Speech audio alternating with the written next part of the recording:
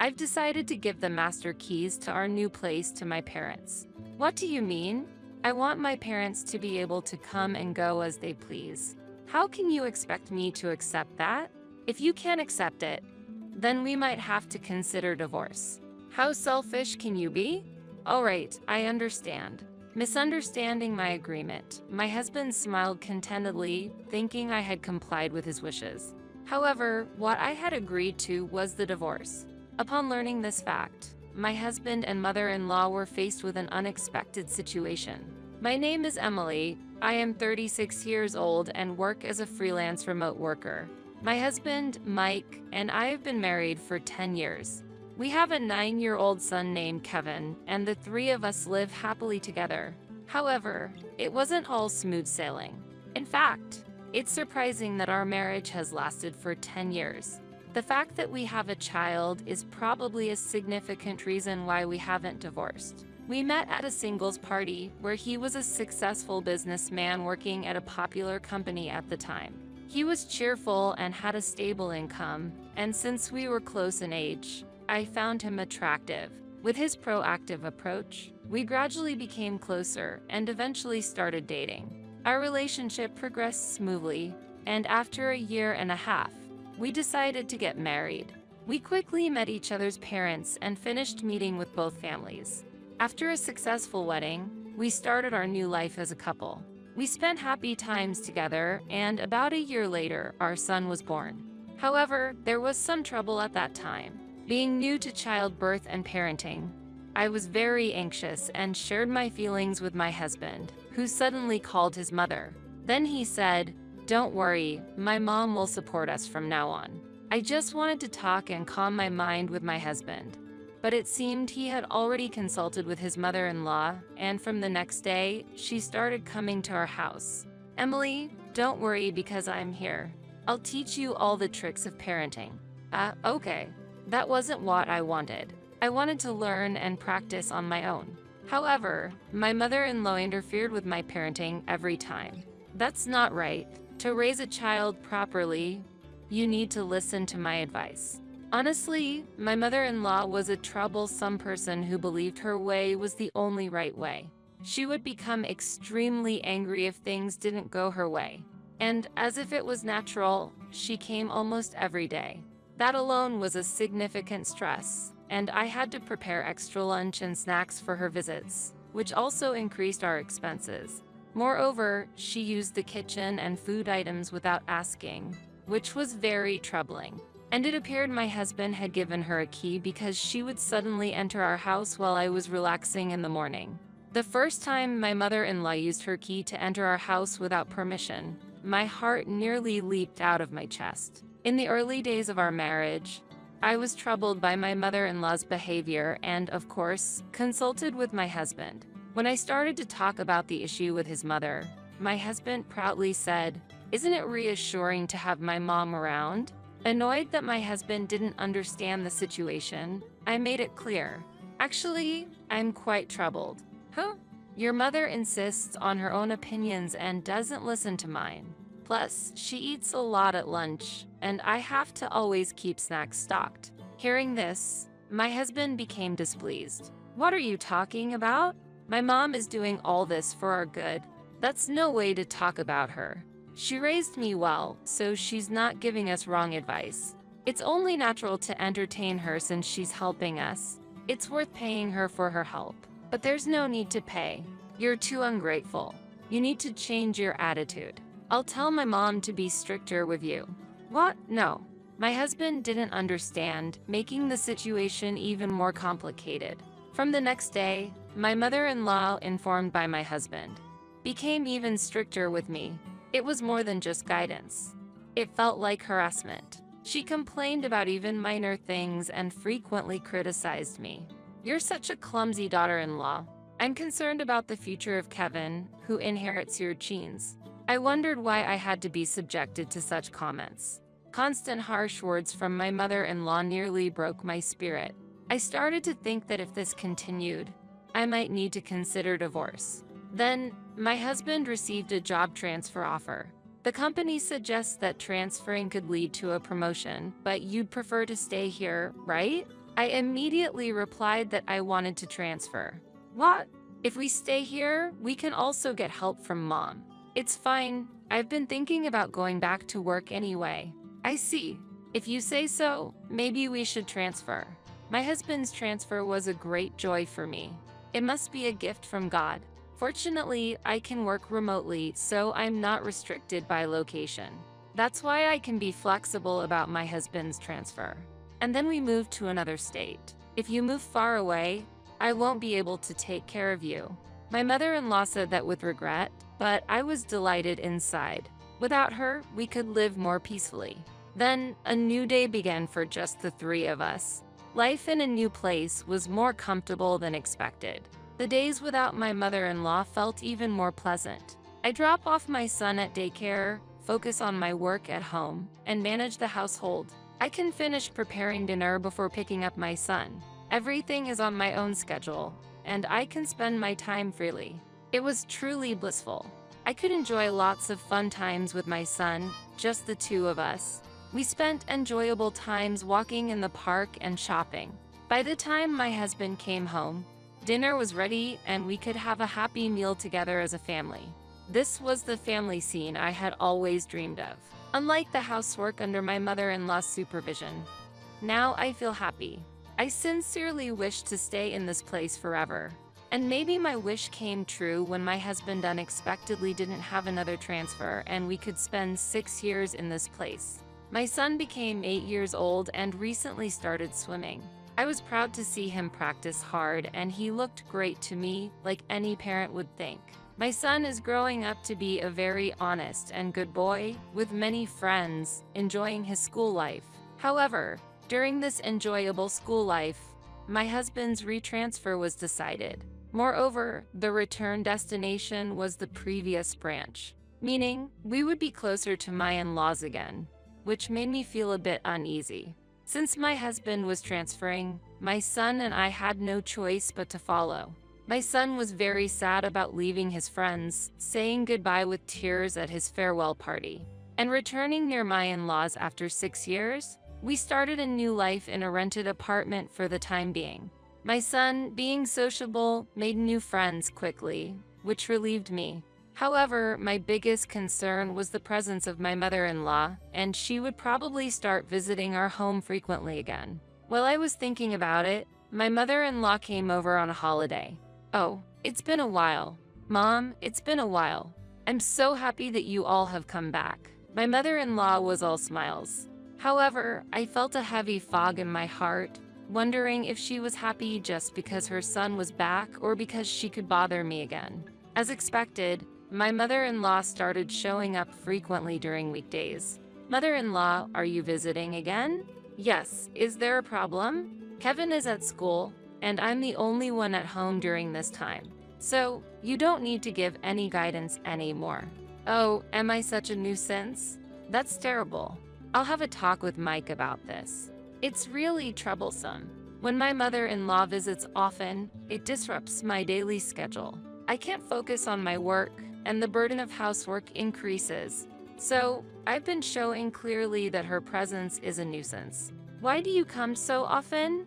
What about your own home?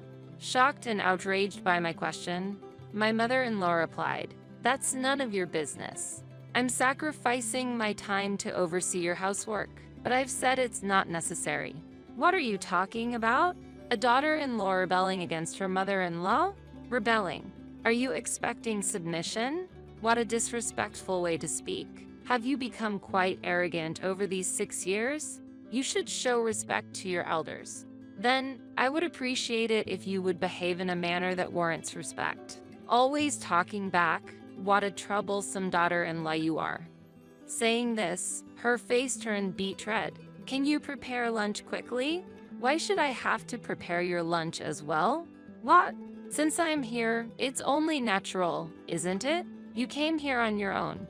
I didn't invite you. Why do you say such disrespectful things? That's something you should be asking yourself. Huh? This conversation is going nowhere. Then it might be best if you leave. I was going to leave anyway. With that, my mother-in-law left in anger, and I immersed myself in work, relieved of the disturbance. However, the interaction with my mother-in-law had taken up my time, causing a delay in my work. I hurried to finish my work and started preparing dinner as my son was due to return home. That evening, as expected, my husband came home with an angry look. "Hey, I heard from Mom. You were rude and drove her away? That's not true. She left on her own accord. Stop talking back." "What?" "Mom was looking forward to spending time with you. It's terrible to treat her so coldly." "It's not that. She wasn't looking forward to spending time with me. She was looking forward to harassing me." "What are you talking about? There's no way Mom would harass anyone." My husband completely dismissed my words, only taking his mother's side. He never doubted his mother and was clearly a mama's boy. Whenever his mother is involved, he loses his ability to judge clearly. Dealing with this mother and son is really troublesome. While I was pondering this, my son started talking. "I often see Grandma bullying Mom." "What?" My husband looked surprised at my son's words. "Grandma always says mean things to Mom, and I feel sorry for her." "Is that true?" Kevin wouldn't lie. He's right. I'm always being harassed and just standing up for myself. With my son taking my side and testifying to the bullying, my husband was left without a comeback. "I can't believe Mom would do such things." My husband's voice weakened, and he stopped talking. Thanks to my son, I was spared from unnecessary stress. Next time I buy snacks, I need to get lots of his favorites. Even though my mother-in-law visited again, I didn't let her in. "Why won't you open the door?" "I don't want you to disturb my work anymore." "What?"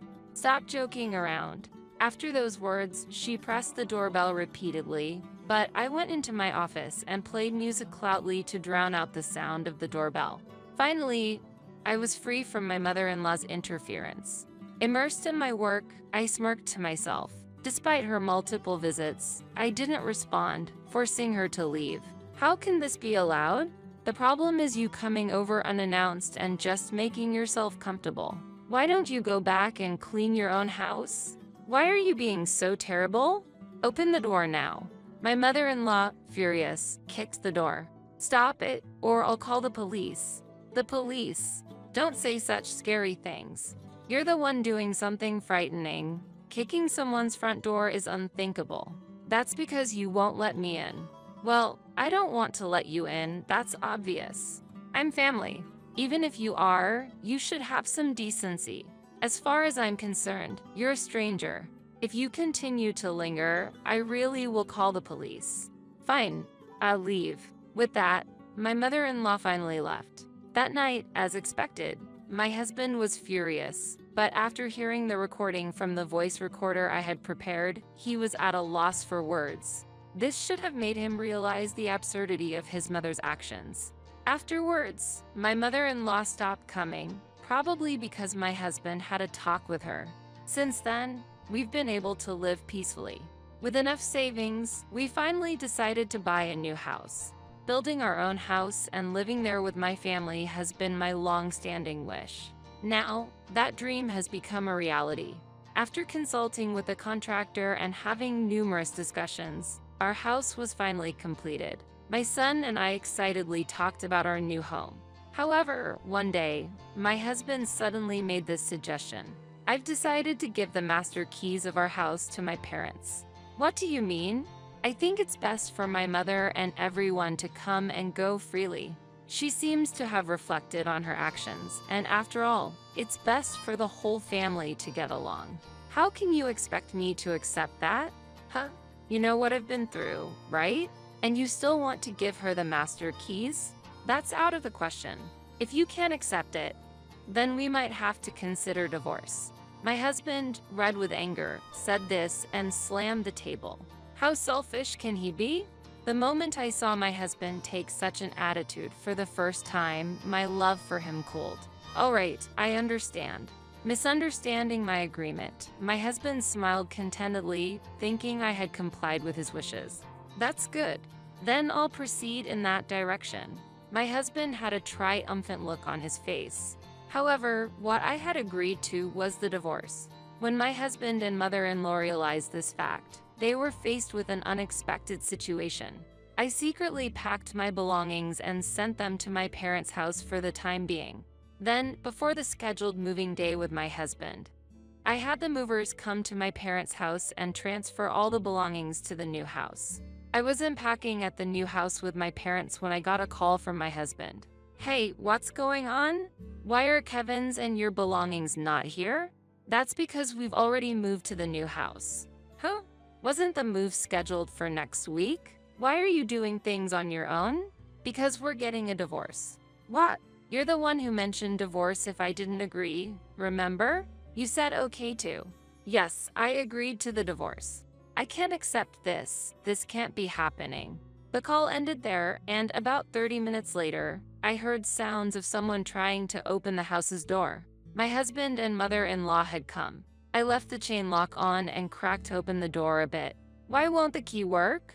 What have you done to Mike's house?" Amidst their loud protests, I calmly stated, "It seems there's a big misunderstanding here, but this is my house." "What did you say?" My mother-in-law expressed shock and disbelief. "You might not have known, but I bought this house with the money I earned as an engineer. Therefore, the house is in my name, and I have the right to change the locks." "This can't be." "Unbelievable. Mike, this is a lie, right? It's actually your house, isn't it?" My husband, faced with his mother's question, looked down, unable to respond. "Is it really?" Realizing the truth, my mother-in-law slumped down on the spot. "Now that you understand, would you mind leaving?" "Emily, wait. I don't accept this divorce. I have the right to live here. I won't say I'll give the keys to Mom anymore. Just let me in." "No, I can no longer trust you. From now on, let's communicate through lawyers. If you insist on staying, I will really call the police." With that, my husband and mother-in-law hastily retreated. Afterwards, through a lawyer, I was able to smoothly proceed with the divorce from my husband. Additionally, I managed to secure educational expenses for my son. Following this incident, my ex-husband and ex-mother-in-law lost favor with the ex-father-in-law and were both kicked out of the house. I heard they are now forced to live frugally in a modest apartment. They brought it upon themselves, and it serves them right. Meanwhile, I am enjoying a happy life with my son. In the near future, I plan to invite my parents to live with us. My son adores my parents greatly, and the days spent with them are sure to be filled with joy. Moving forward, I will continue to work hard and support my son's growth with all my effort.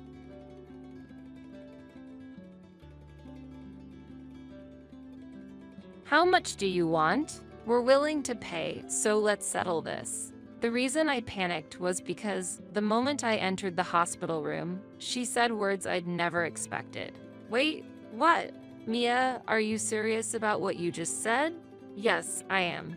"Explain yourself." "They treated us so terribly, it almost led to a major tragedy. It was clear they were mocking us. After doing something so terrible, they want to settle with money? I can't accept a settlement." "Mia, take responsibility properly." "That's unbelievable. You're as stubborn as ever. You don't know what might happen if you make us angry. Don't push it." Suppressing my anger, I continued to argue with this brazen and shameless couple. "I think we've heard enough." My husband intervened in the argument. I had never seen such a frightening expression on my husband's face before. "Mia, you've always believed that money can solve everything since high school. You haven't changed. Everyone wants money, right? Am I wrong?" "That's right. As long as you have money, you can solve anything. Even this woman will shut up if you give her money." Facing the couple, my husband said, "If that's the case, let's see if we can really settle this with money." Mia and her husband were overwhelmed by my husband's suggestion, but in the end, they left the hospital room with some provoking words. As Mia said, maybe everyone does want money. Money brings us happiness and joy, like magic. It's the only thing with such magical power in this world. But, as my husband said, there are things money can't solve or buy. Along with their attempt to almost kill me and my baby, they would soon understand this whether they like it or not. I am Susan Johnson. I'm 32 years old and 9 months pregnant. My husband Kevin, also 32, eagerly awaits the birth of our child. To celebrate this momentous occasion, we wanted to share our joy quietly, but it wasn't going to be easy. Because there was someone who didn't like the fact that we were going to have a child. That person was none other than Mia, a high school acquaintance and a fellow mother, who always managed to meddle in my life. Mia, who was a senior to both me and my husband during high school, came from a wealthy family that owned a big company. She was beautiful, excelled academically and athletically, and was like the idol of our school. But being pampered by her parents from a young age made her extremely selfish. She misunderstood that she could get anything with money, and so she had a bad reputation. Despite this, she was interested in Kevin and used both force and money to try to make him her boyfriend. However, Kevin was not interested in her and always cared for me. So I became his girlfriend instead of Mia. She didn't like Kevin choosing me, and from then on, she saw me as a rival. You and Kevin don't match. Break up with him now. But, Mia, that's too much. Kevin, you know I'm more beautiful than Susan, and I have money. Please stop, Mia. Don't say things like that. We were tormented by Mia's harsh words and money throughout high school. I consulted with teachers multiple times, but even they couldn't stand up to Mia's financial power, and the situation remained unresolved. After Mia graduated, we avoided her as much as possible, not wanting to provoke her. We lost contact with her for a while. Several years later, Mia unexpectedly reappeared in our lives and confronted us. Oh, Susan and Kevin. I haven't seen you in a while, but it looks like you've built a decent life despite being poor. Mia had also gotten married and had kids. Her family flaunted luxury brands and drove expensive cars. She continued her high school ways, using her wealth to control her fellow mothers, even possibly giving them money as allowance. Many of them declined, but they were tempted by the money and ended up accepting it. In exchange for the money, they had to do whatever Mia asked. Then Mia, using the mom friend she had paid off, began to harass us. Susan, your fashion sense has always been lacking, hasn't it? Has Kevin never really bought you any decent clothes since the old days? Can you stop parading on the main street like you own it? You should walk down the side streets. This isn't a place for people like you. Here, take some money and have lunch at some family restaurant or diner. Mia would criticize our appearance and actions like this, flaunt her money, and continue to harass us just like in high school. The more you react to people like that, the more they want to annoy you. So, just ignore her and she'll probably stop someday. I initially wanted to argue with my husband's advice, but soon accepted his words. Indeed, as my husband said, it was evident that people like Mia escalated their harassment when they got a reaction.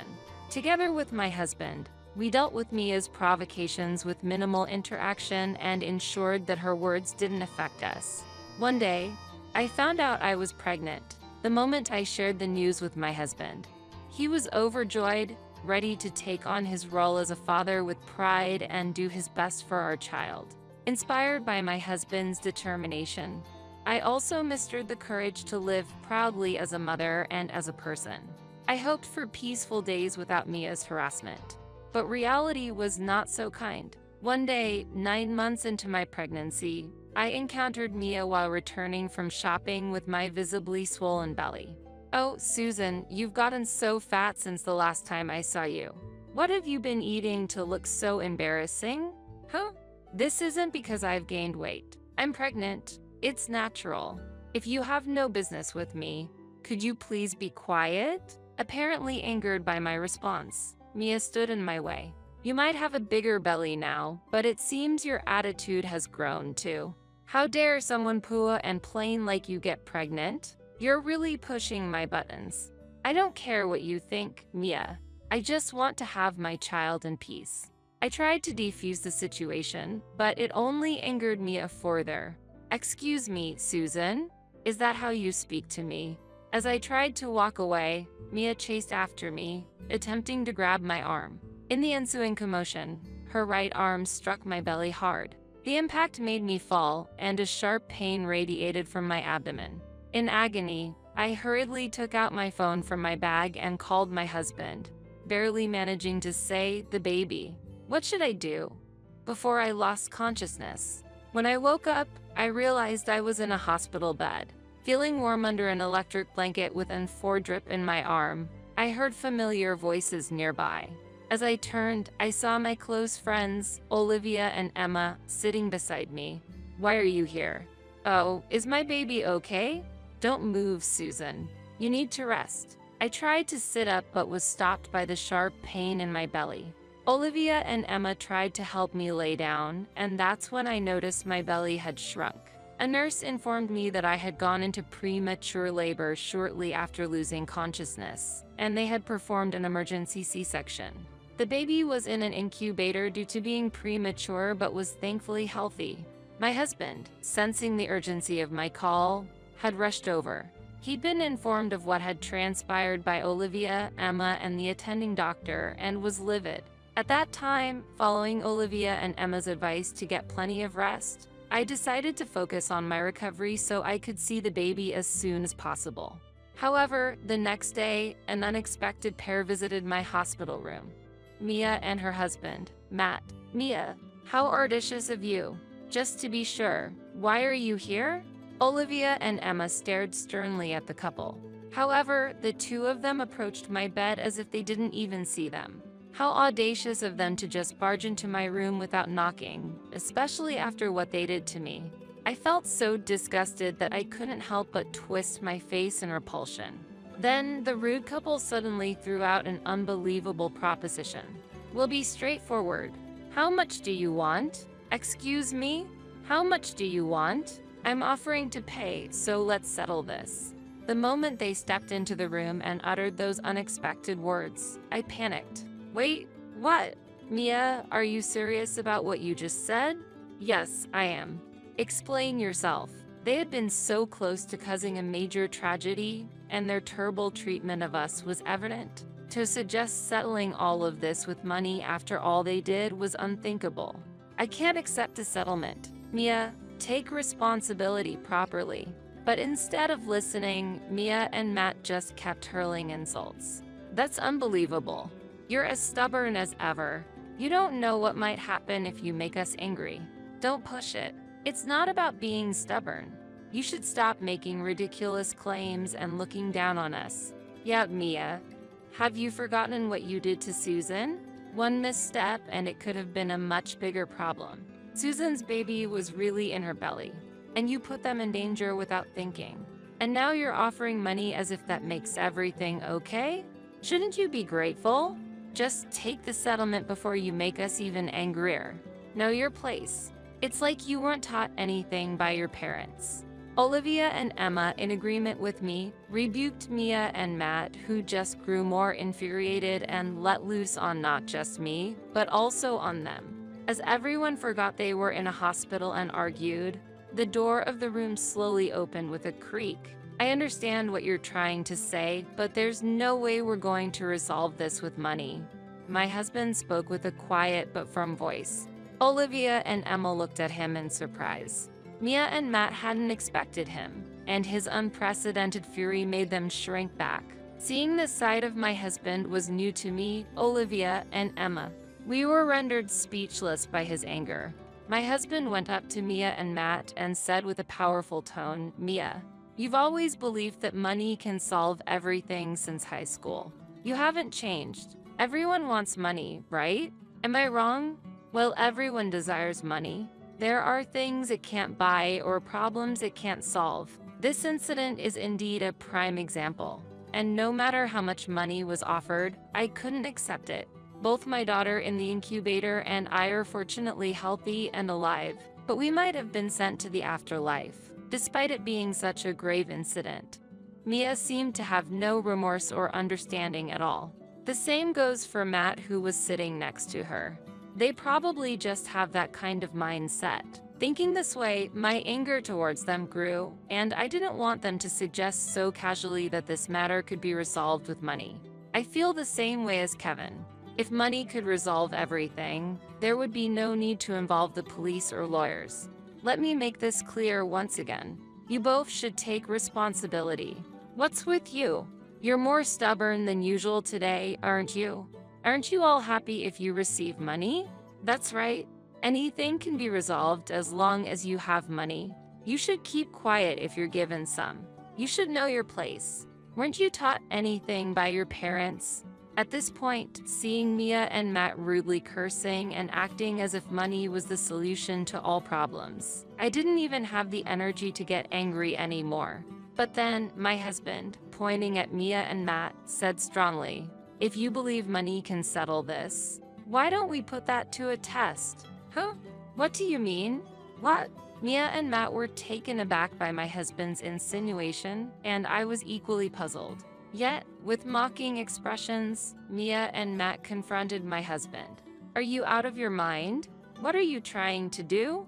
Poor people like you and Susan can't do anything." Mia spat out those words and left the hospital room with Matt. "Kevin, are you sure about what you said? I'll handle everything. Don't worry, my dear. There's nothing to be concerned about." After saying that, for some reason, Kevin made eye contacts with Olivia and Emma. As if Olivia and Emma understood, they both nodded and told me reassuringly, "Don't worry." I still didn't fully understand the situation, but the stress from the confrontation was taking a toll on my post-surgery body. I wanted to avoid any further confrontations or arguments. So, I decided to rely on my husband and focus on my recovery. The next evening, Mia stormed into the hospital, her face beet red with anger. Seeing her face, it was clear she was furious. "Hey, I know you're in there. Get up and come out right now, you cowardly, tacky woman. You set this whole thing up, didn't you? I can see right through it." Nurses outside the hospital room were arguing with her as she continued to shout, her voice filled with anger. At that moment, my husband, who was on his way back from work, saw Mia causing a scene outside the hospital and calmly said to her, "What are you thinking?" Bursting into the hospital and shouting like this, "Are you out of your mind?" Mia exploded with rage at him. "I know everything. Just because of a simple disagreement, you decided to involve the police and lawyers? Susan and you orchestrated all of this, didn't you? Just because? You say strange things. For a delusional woman like you, that's probably the most effective and fitting response. What? You're being inconsiderate to the other patients. Now leave. Make your excuses at the police station." At Kevin's words, Mia's anger intensified as she tried to approach my room. However, she was stopped by the security guards who were alerted by the commotion. Her voice grew fainter, presumably as she was escorted out of the hospital. I could hear sirens and Mia's shouts outside, suggesting Kevin had reported her and the police were taking her away. That night, I received a call from Matt. "I have a request. Please don't make this situation any bigger and don't involve me anymore. I'm divorcing her. I won't do anything else to you, please." He called out of nowhere, spouting incomprehensible things and acting selfishly. If the wife is as she is, the husband is as well. I'll hear the details later. Stop bothering me with your baseless, selfish claims. After I hung up on him, I immediately blocked his number and could finally settle into the peaceful rest that followed after. Later, I learned that Kevin had close friends, among them Olivia and Emma's husbands. Coincidentally, Olivia's husband was a police officer and Emma's husband was a journalist. After the incident with Mia and Matt at the hospital, Kevin had asked for their help. They gladly agreed. Olivia and Emma also offered their assistance as they were furious at Mia's actions. First, Kevin filed an assault and injury complaint against Mia, which, thanks to the help of Olivia's police connections, led to her arrest. During the subsequent interrogation by Emma, who was a lawyer, Mia desperately tried to defend herself. However, Olivia had recorded the conversation in the hospital and presented it as evidence. With the additional eyewitness accounts of Olivia and Emma, Mia was found guilty and was ordered to pay a hefty compensation. Thanks to Emma's husband, the whole affair was published in the newspaper. As a result, not only Mia but her family also suffered a significant blow. It was revealed that her parents had embezzled company funds to cover up their daughter's misdeeds, plunging their business into crisis. As for Matt, He was acting selfishly, leveraging Mia's financial power, which made everyone have a negative impression of him. And it seemed like rumors about him spread at work. Matt was met with cold stares from his colleagues, and there were whispers about him here and there, deteriorating his relationship with his coworkers. The situation worsened further as the rumor reached the HR department. The upper management of the company began to distrust Matt, and as a result, the HR department decided to transfer Matt to another branch. Naturally, Matt and Mia got divorced. Mia was disowned by her parents, and even her children were taken away from her. Struggling with the debt from the compensation and socially isolated due to the incident, she reportedly ended up living as a homeless person in a park. Olivia and Emma saw her receiving food at a soup kitchen. On the other hand, Matt, unable to handle the isolation and gossip at work, suddenly quit. Rumors said he left on a train, but his whereabouts remained unknown. Several months after the incident, I was discharged from the hospital, and both my child and I were in excellent health. We received substantial compensation from Mia. My daughter showed no after effects and has been growing healthily. With this incident, I deepened not only my bond with my husband, but also with my friends, including Olivia and Emma. Now, peaceful days have returned to us, and we are truly happy.